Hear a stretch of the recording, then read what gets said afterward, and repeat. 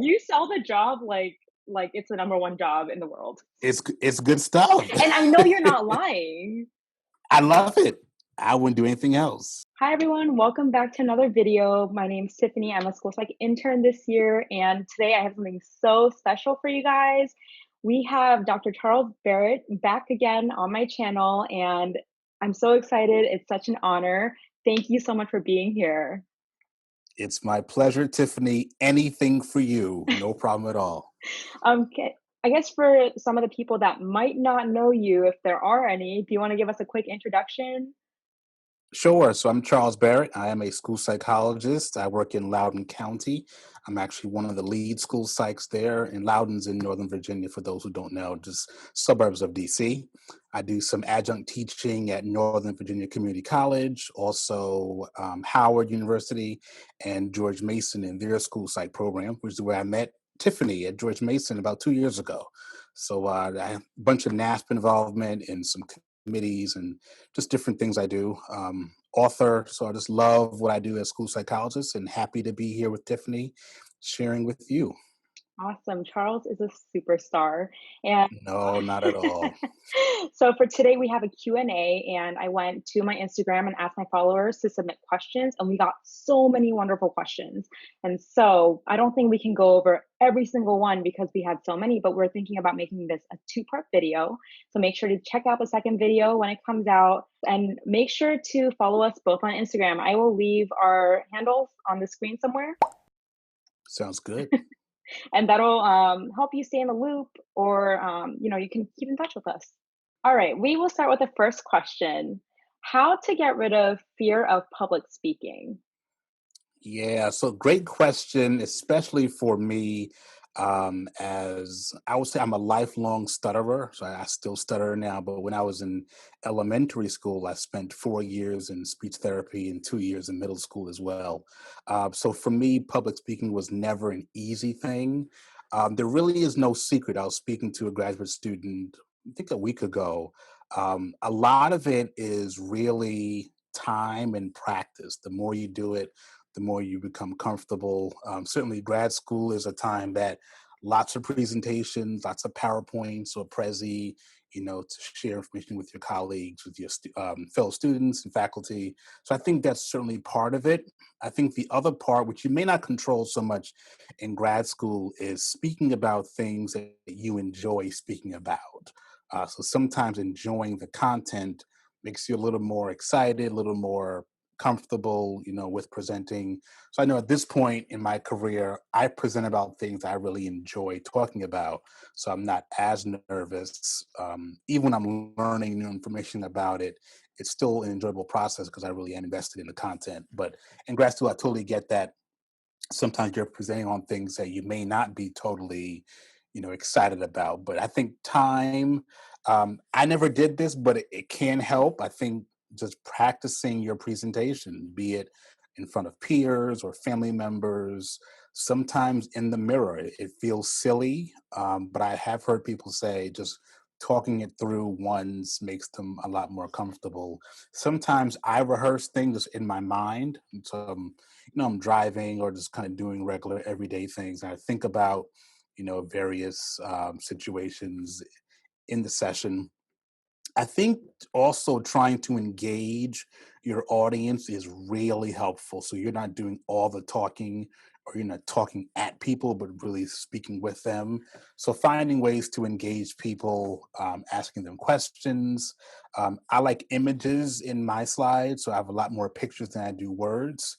And really just trying to kind of weave a story throughout, the content that I'm sharing. Those things have helped me, but most of that I also learned kind of trial and error, in the process of presenting a whole lot. So give yourself time, give yourself grace to just kind of grow into it. We were all nervous. Even now when I present, I get a little nervous, before I get started. But once I get in it, it's fun because I enjoy my content. So hopefully that's helpful. But I remember being in grad school, really being really nervous about it.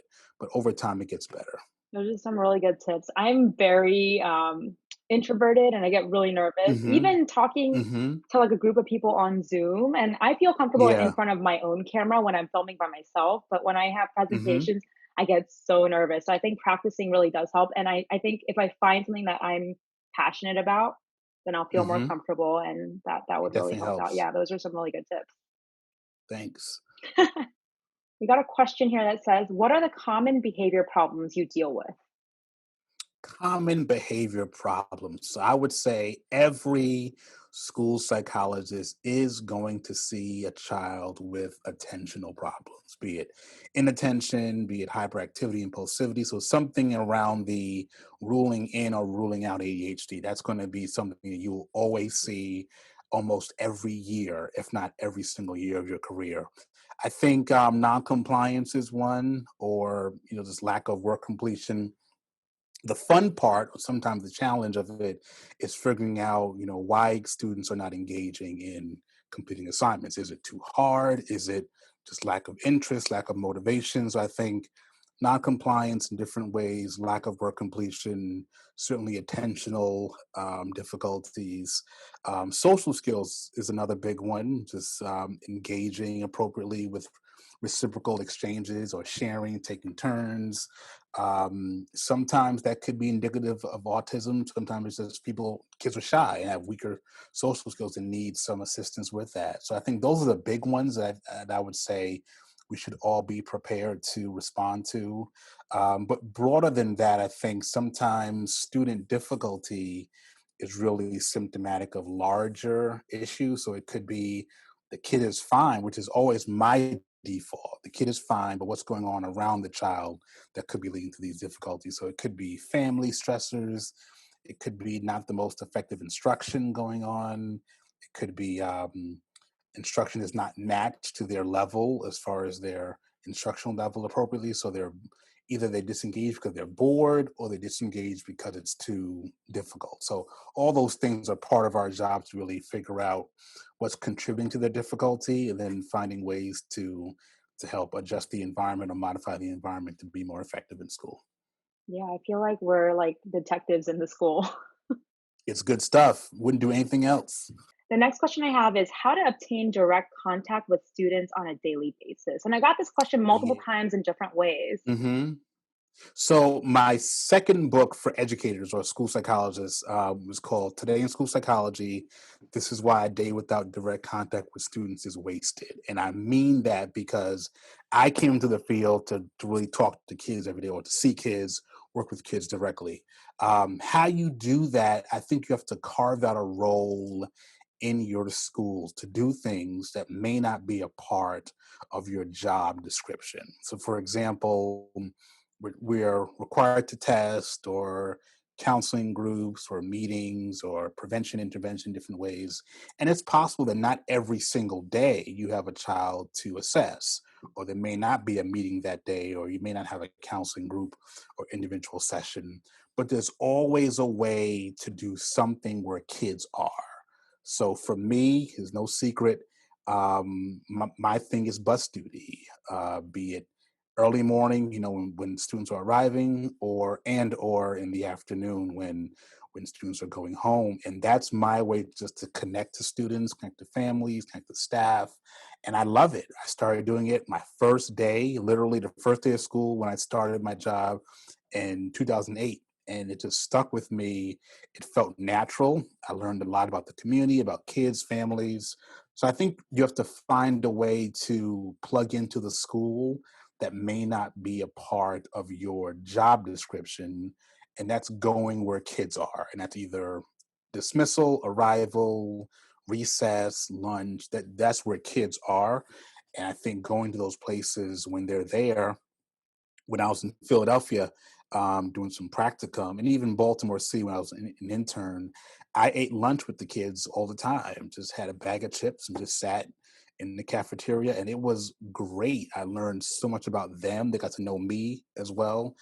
So those things that just can't be replaced with anything else. So just finding authentic moments to connect to students, again, likely outside your job description, but it's always going to be time well spent. Yeah, it sounds like you really have to be intentional about that for it to happen. Absolutely. Even more so for those of us who serve more than one school.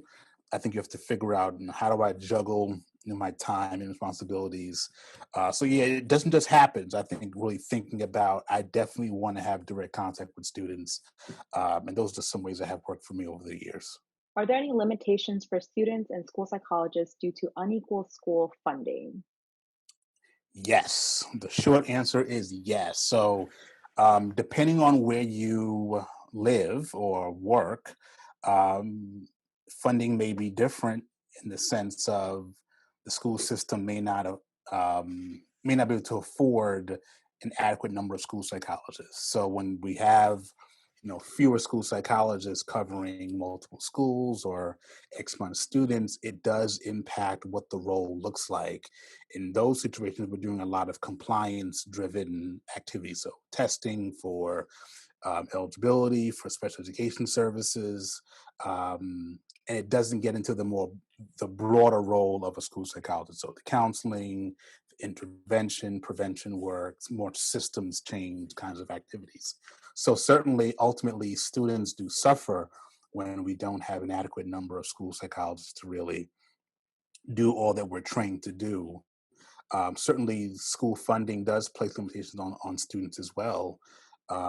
Less qualified teachers, less resources, less technology, less whatever materials that could be helpful for their education. So, absolutely yes, school funding is a major issue, and it plays out differently based on your city or county, however you're set up. So, lots of work around advocacy to really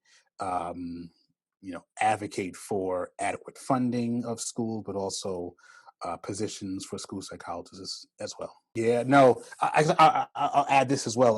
So NASP has 5 kind of key areas of focus. One of them is workforce shortages, and the other ones, social justice, leadership development, the practice model, and promoting psychs as providers of mental and behavioral health.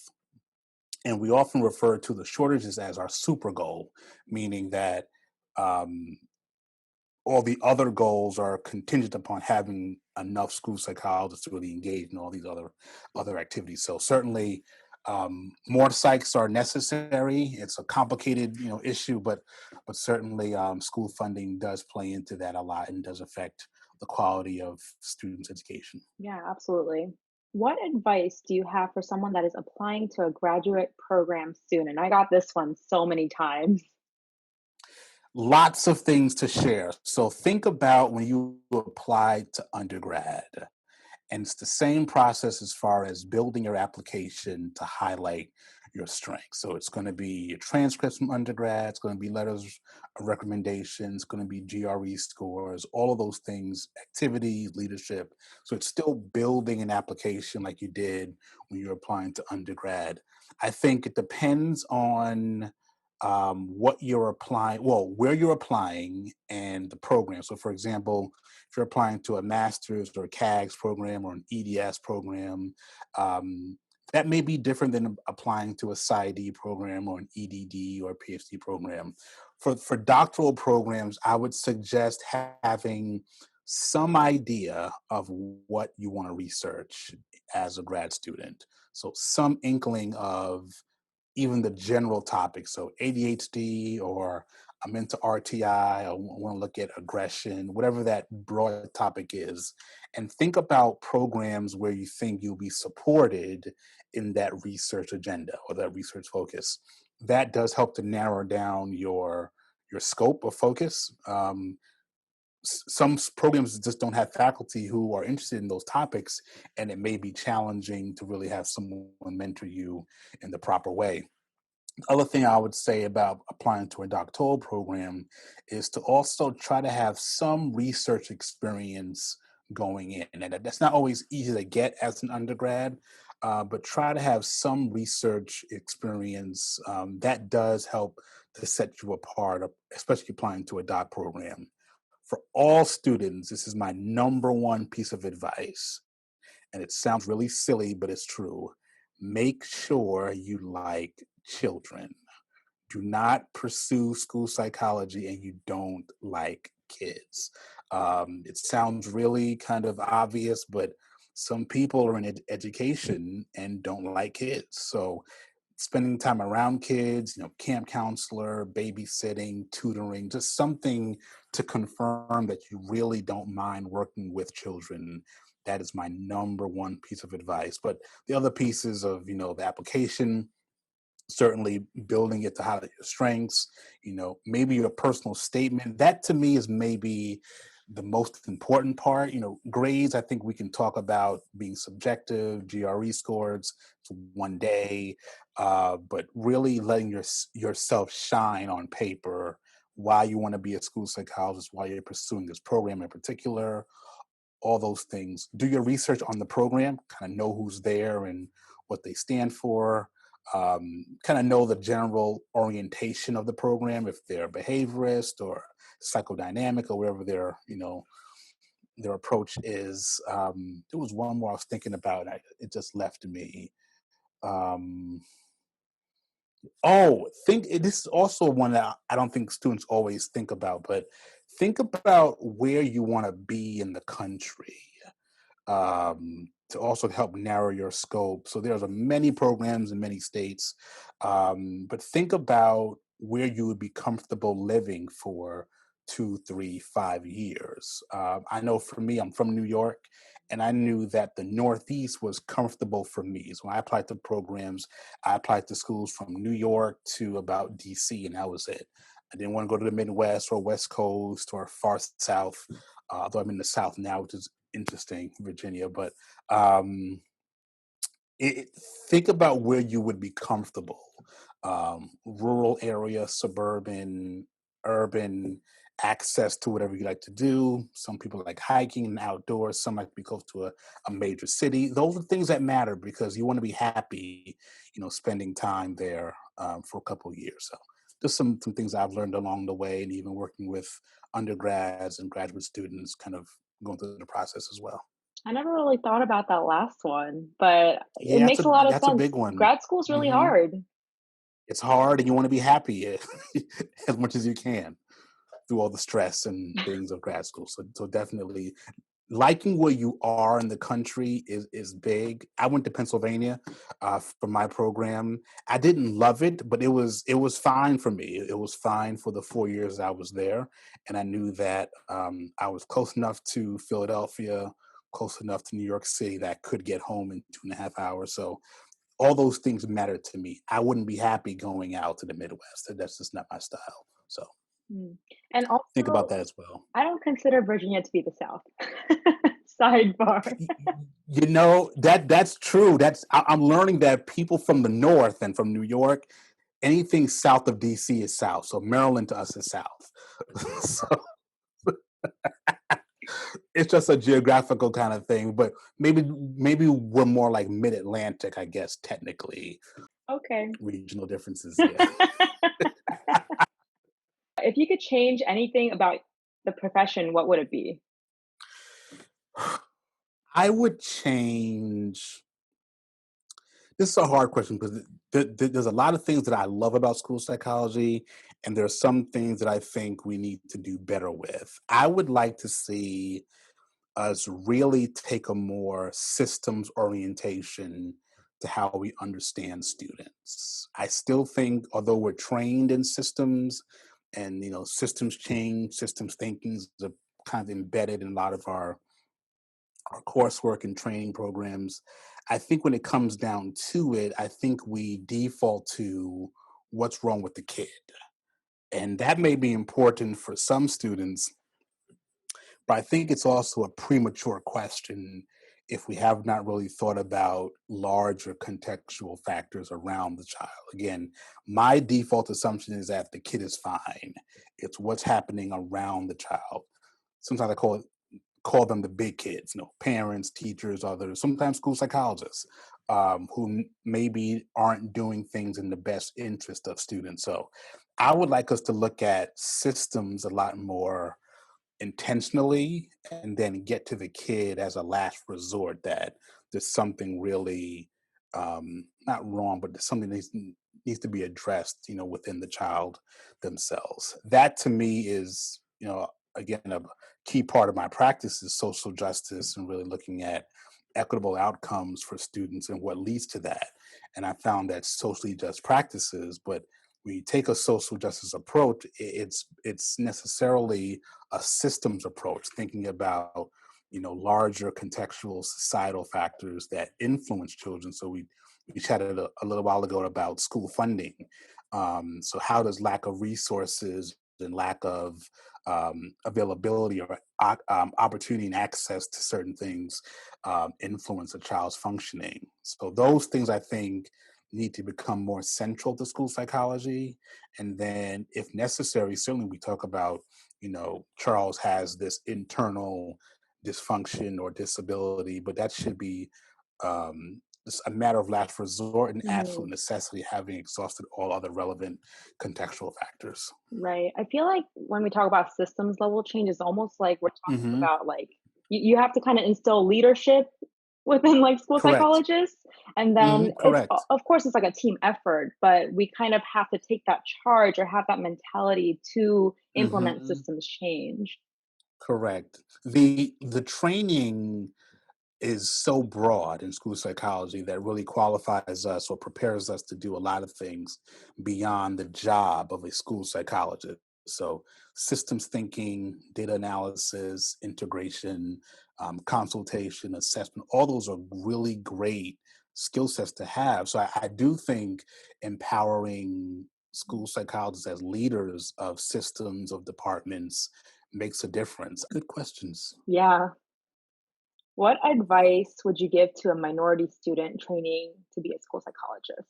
I'm going to change one thing with that question, and this is no criticism of you, Tiffany, or the person who asked the question. I want to change the word minority to minoritized because our language is so important. And minoritized suggests, or it conveys the idea that people who are not a part of the dominant culture have been relegated to a different position based on systemic and structural practices. So it's like saying people were not slaves, but they were enslaved. It's a subtle difference, but it's meaningful. So I'm going to change that word to minoritized, just for that little teaching moment.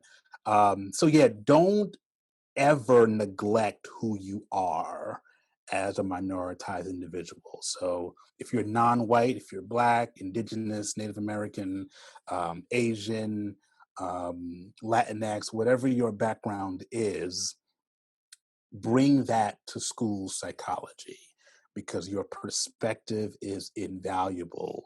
I'm a Black male and I bring being a Black male to my work every single day. I can't separate it from, school psychology. This is who I am. I also think that as the country becomes increasingly um, filled with minoritized individuals or non-white individuals, school psychologists need to reflect the diversity of our students and families. And it really is an unspoken comfort, not for everyone, but I've seen many families just become more comfortable knowing that there's another person from their background in the meeting at the table. It helps with perspective. So bring your lived experiences, just as a person growing up, wherever you're from, if you grew up here or from another country, bring those experiences and perspectives to your training because you will meet a child one day, and those stories are going to be huge for your students and families. So I would say, don't think that you have to neglect any part of yourself. Being a minoritized individual, the field actually needs it's thirsty for other perspectives. Like teachers, school psychologists are primarily white and primarily female, 83% white and about 83%, 82% female as well. So I think that a lot of our research, a lot of our perspectives come from a certain frame of reference or point of view. And we need school psychology researchers, faculty, practitioners, students to really bring different perspectives to what our concepts and theories and frameworks mean for people from different backgrounds. So don't neglect who you are. It's necessary, and there's space and room for you and your background. Awesome. I think there's a lot of work to be done, but I think we are slowly getting there. We are turning, some corners when we're not fully there yet, of course.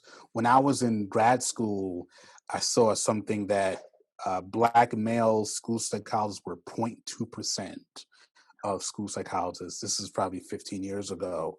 Now it's more than that, a whole lot more to go, but we are doing better with more cultural culturally and linguistically diverse individuals pursuing school psychology. It's great to see people like you, Tiffany, and people like me, who are not from white backgrounds but really um, participating, engaging in school psychology. It's a huge thing that I think we need to really be more mindful of in the field. Someone asked, "What is your work-life balance like?" So this question I get all the time. I was doing a session last week with some colleagues in Texas, and someone asked this a very similar question. I am the worst person to answer this question because I'm not going to answer it in the way that people think I should or maybe is expected. But I'll give you my honest answer. I don't have the best work-life balance.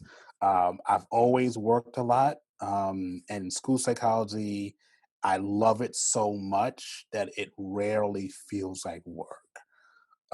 So I just work, I just go, I wake up early, I go to bed late, and I just do things. Like even my work day, it's hard to say that I start at 8 o'clock and end at 4. I just don't work like that.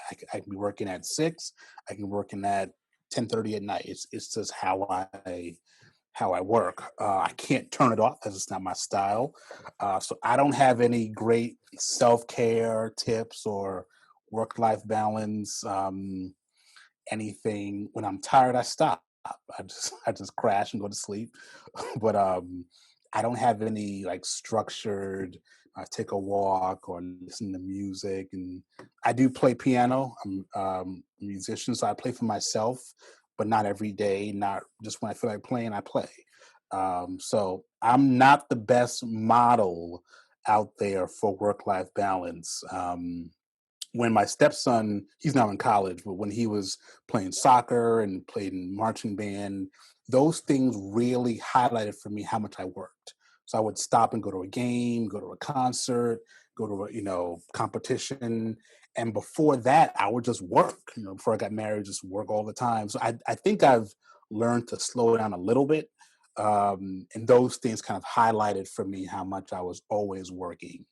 But yeah, don't be like Charles in that regard. Find some time to just stop if that's your thing. Again, you have to know yourself, know your body, know your reactions to stress.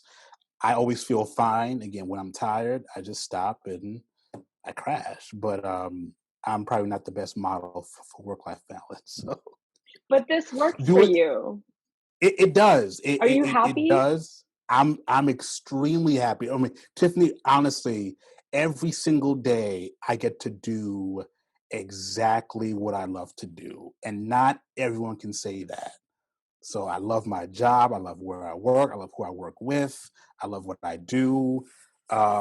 So that's like life. That's a bonus every single day. Beyond the money, beyond anything else, I love what I do. So I'm not unhappy. I'm not stressed. Of course, things get hectic, and we all have those moments of being overwhelmed. But as far as like being perpetually unhappy because I work so much, no, that's not me. So Awesome.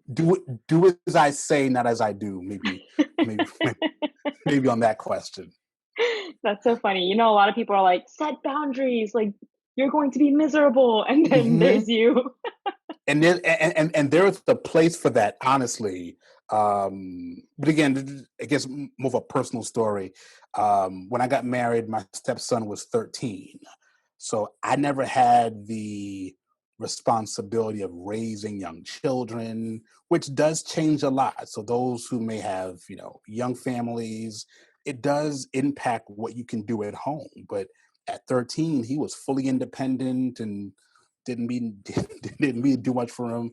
So I've always also had the availability to do this because of just how my life is. So I totally understand people who are at different life stages and what their demands are. It does affect things. So I also want to be sensitive to that. But definitely boundaries are important. We all need them. I just have some blurred ones from my own self sometimes, but we'll see. Work in progress. That's great. All right. I'm in my second year now and I'm nervous about internship. What should I expect? Yeah. So first thing I would say, you should expect to be nervous. That is totally normal, totally typical. I was nervous going to internship. All interns are. It's really your first time being in schools every single day, doing what you've been training to do for the last 2, 3, or 4 years. So that's totally typical. I would expect that you should prepare to put into practice all of the skills you were learning. So I know you had practicum for a day or two, and you've done some testing or some consultation, some intervention plans. But now you'll be in schools every day doing the work of a school psychologist. It's a huge learning curve where you start in August or September when the school year begins, and where you end up in May or June. You almost won't recognize yourself because at that point you will be prepared to be an independent school psychologist. So everyone has a lot to learn and grow, throughout that process. Ideally, your internship should still give you a broad enough exposure so you can practice school psychology anywhere. So, for example, different parts of the country have a different flavor of school psychology. So, more in the Midwest or in the West, they tend to do a lot more RTI based kinds of things for SLD, and maybe on the East Coast, it's still more kind of academic and cognitive testing for those types of decisions. I'm not saying either one is better or worse. It's just the reality of how our training programs are in some places. But you want to go to an internship that's going to give you enough experience, not knowing how your life may unfold. So you may practice in that state where you trained and stay there for your entire career, or you may move and you want to be competitive to really have a fighting chance to get a job anywhere. So think about internships that really can give you some counseling, some RTI, some achievement testing, some cog testing, all of those things that kind of the hallmarks of what the job is.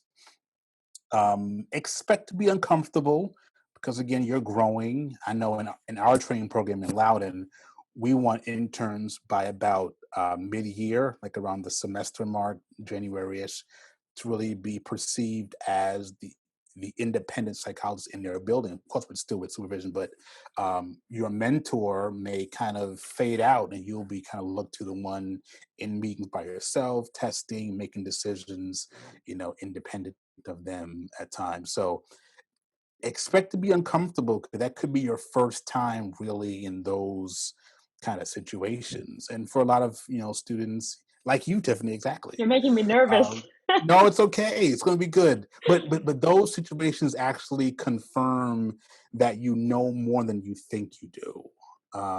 One of the best things for my training is my supervisor. I interned in Baltimore City. He wasn't on site every single day. So sometimes I would be there by myself, but it helped me grow so much in the role. I can always call him. He's always available by email. But not kind of having someone with me every day, all day was really helpful. So try to get experiences, elementary, middle, high school, if you can, early childhood. But those things I would expect, some nervousness, some uncomfortability, but also expect to grow a whole lot. And a good training program is going to give you experiences in different domains to really prepare you for the field. Yeah, absolutely. And I feel like it really depends on where you're doing your internship, whether it's, Absolutely. even depending on the district, they might have a Hmm. different setup or like a program. So it really Sure, depends. sure. Sure, definitely. I did mine again, Baltimore City, which was a great training experience. I would have stayed there if I didn't already live in Virginia. But this was a 2-hour drive one way. This was too much to keep doing that. But it was a great school-based experience. I felt very comfortable going in, and I felt very prepared coming out of Baltimore, to get a job in Loudon or anywhere, for that matter. So definitely kind of look at and maybe think about, if because sometimes you may not know, but think about where you think you may want to work. As far as I want to work in a, urban setting or a rural setting, or want to work around students with disabilities, and really ensure that you have those opportunities to kind of develop those skills in your Mm, internship. That's your last year of real supervised training. So really make the best of it. that's a good point. And we'll move on to the next question. All right. Someone asked, I'm applying to grad school for school psych, but also want to do clinical work. Any advice? Sure. So I think there's a misconception that school psychologists can only practice in school settings or only be a school psychologist. So doing clinical work, I think, depends on your training. So it depends on the program, your experiences. There are some programs, for example, that are combined school, clinical. I think UC Santa Barbara, for example, has a combined program. I want to say that JMU in Virginia has a PsyD program. Now, that program, I think you need a master's already in school psychology to get into it. But my point is that there are some programs that have combined training. If you want to do clinical work, I would suggest that your internship focused on a clinical setting. So I would certainly pursue a PhD or a doctorate PsyD in school psychology and do a more clinically oriented internship. Maybe go through the APIC process, hospital setting, clinic setting. That would certainly position you well to work in those settings. If you don't do that, you can still get there. Depending on your state, if you are licensed through the EPPP exam, your license may say licensed school psychologist.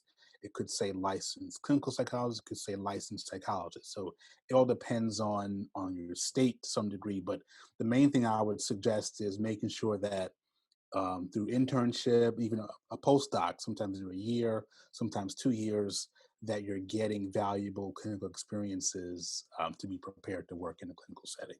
Hmm. I don't have much to add because No I, worries. I think I was interested in a while, like for a while, but right Hmm. now I just want to focus on, what I'm training to do right Schools. now. Yep, So, I get it. I get it. I am very happy in schools, so I'm good. okay, the next question is actually my favorite, and I asked it in the previous interview. But what does a typical day look like for you? No typical day, Tiffany and viewers. The only thing typical that I try to do, which again doesn't always work out, is I try to have direct contact with kids every day, but even that's not always guaranteed. So this year, although we're in the midst of COVID, I have two schools, two elementary schools, but I've served up to four schools at the same time. So I've had middle school, high school, and two elementary schools, or I've had a middle school and three elementary schools, or three elementary schools and a high school. So it's never boring. I could start at one school, end up at all of my schools in one day. I could be at one school for an entire week. It just depends on what the workload is. In a lot of places, not every place, but in a lot of places, school psychologists also have a lot of autonomy over their schedule. So where I work, no one tells me where to be every day. So I could have a meeting at school A, so I start there, may have a meeting or two, may test the kid, observe some students, may go to school B, test the kid there, end up at school C for the rest of the day. So it just depends on what the needs are. I try to be available to my schools. Again, where I work, all of my schools are probably within a 5-minute drive. So it's not like I'm driving, a whole bunch of places. So it's convenient in that sense how the schools are, how the school assignments are. But no typical day. I just try to be available to students and staff and families Sometimes you go in with a great plan. I'm going to do all of this stuff today, and nothing happens. I've had days where every kid I want to pull is either specials or lunch or fire drill, and those things just kind of throw a wrench in your day. But there's always something to do. Sometimes we're avoiding things. I know I avoid things. I avoid file review. That is the least favorite part of the job. I don't mind writing reports, but I don't always enjoy sifting through report cards. And it's just time. It's very valuable. It's necessary, but it just takes time. So on those days, I may end up reviewing files, which is again has to get done at some point. So why not today? It wasn't my plan, but yeah, no typical day, just whatever comes, we roll with it. But I try to I try to start my day out of school and I try to end my day out of school. So if I can be at a school at 7:30 or 7:45 and end at a school at 2:30, that's a good day because I get to have some direct kid contact. Awesome. It sounds like you have a lot of flexibility in your schedule, but you also have to be flexible.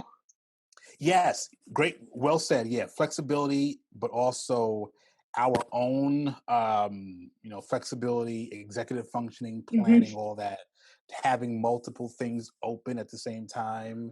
That's the reality of a school psychologist. So definitely, well said. How is it like working with different grade levels? So elementary, middle school, high school? Fun. So all kids are fun for me. I know my preference is between kindergarten and second grade. Love early childhood, the little guys. They are a lot of fun. They're cute, and I think at that age they want to see you as well. So it kind of makes you feel good being with the kids kindergarten, first, second grade age. But they're all very intriguing. They're all very interesting. In most places, I would say that your job may be primarily assessment. If you're assigned to an elementary school, just the nature of identifying disabilities in Mm. elementary school, you may have more opportunities for counseling in middle and high school. I was actually just reading over some notes from students in my internship year. I had a high school and I was working on, I guess, a counseling group, and some of the things that they were saying about me in counseling group, which was really kind of cool to see it, all these years later. You definitely have the opportunity to relate to students differently when they're older. So I feel like I'm having a conversation with a student, not like a peer, but I can just say things differently to a kid who's 17 and in high school Mhm. versus a kid who's 7. So I think that it's just different challenges in high school versus middle school versus elementary school. I also think that family engagement could be different. As students get older, they take on more autonomy for their decisions and their choices. But some of what you're doing in elementary school could actually be through parent training. So equipping parents, families with skills to manage behaviors more effectively, versus maybe working more directly with the student as they're older, middle and high school. But it's all great. I've served all grade levels. When I was at high school for 9 years, I actually ended up liking it a lot more than I thought my first year. My first year, I was like, oh my gosh, this is like not my style. I don't know. The kids are like bigger than me, and it was just different. But the cool thing about my high school was that I was in the same community as my elementary schools. So when I had the elementary schools, the middle school, and the high school, I literally saw kids their whole way through, and that was wonderful to seeing them grow up. Third, fourth, fifth grade. Now they're in high school. Seeing them finish. And now some of them are in college. It's great to see. It really. The first student that I tested, well, my first year, she may have been the third student I tested, is now in college. So it's really great to see, them grow up and mature and really be successful. So different challenges, but it's all fun. I would prefer kindergarten through second, but middle school is fun, high school is great. It's all good. So you said probably do more assessment with the little guys. So I guess Mm-hmm. from your personal experience, when you're with middle or Mm-hmm. high school students, do you do more Mm-hmm. counseling or crisis response? It could be. So I think it still depends on how you're set up. So again, in Loudon right now, we have unified mental health teams at all of our schools, but middle school and high schools have a dedicated school psychologist. So they're only one school, again, a middle or a high school. So they do a lot more prevention around counseling, a lot more SEL groups, individual, some testing as well. Mhm. But not as much as elementary school psychs do. So I would still say it depends on where you are. Some places I was talking to a gentleman who's a psychologist up in New York, and he was saying that their secondary psychs do more testing through reeval.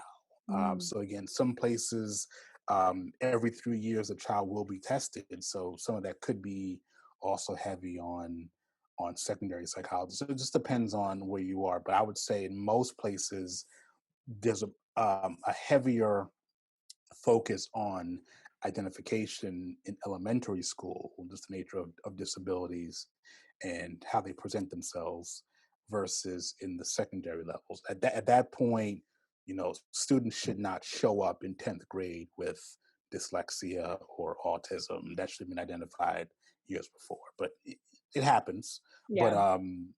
so I would say one of your primary roles may likely be evaluation as an elementary psychologist. And hopefully you're doing other things, counseling in in the higher grades, the upper grades.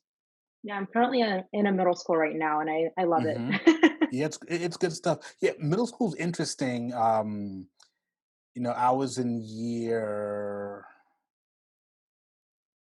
I think in my seventh year, I got a middle school, and I liked it a lot more than I thought I would as well. Like high school, just kind of being in high school for a while and growing to like it a lot. Middle school is kind of this in between age, but the kids are funny. They're definitely interesting at that age. So it's kind of they want to be adults, but they're still children. It's just Hmm. interesting It's a weird transition period. time. It is for everybody, so it's all good. It's fun. All right. I'm interested in your answer for this question. Are school Hmm. psychologists paid more than teachers? Yeah, depends. So sometimes school psychs are on the same teacher scale, and they work the same contract. So when teachers start, school psychs start. When they're off, psych is off. Some make a lot more than teachers. Some places pay psychs based on their degree. So you have a master's or a CAGS versus a PhD or a doctorate, you get paid more money. That's not always the case, but that's a possibility. So it just really depends on your local school system, just how they have those salary scales.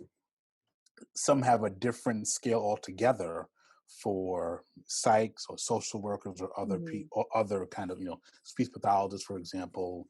It just depends. So that's a hard one to say across the board. My guess is that we make more, but I don't know. That's just based on maybe just what I've seen. But I also know of a lot of systems where the psych is on the same exact pay schedule I've seen as that a as well. teacher. So it Mhm. just depends on where you are. Okay, great. How about one more question and then we'll close Sure, out this video? sure. All right. So, can you work as a school psychologist in a hospital setting with your specialist degree? I don't know for sure.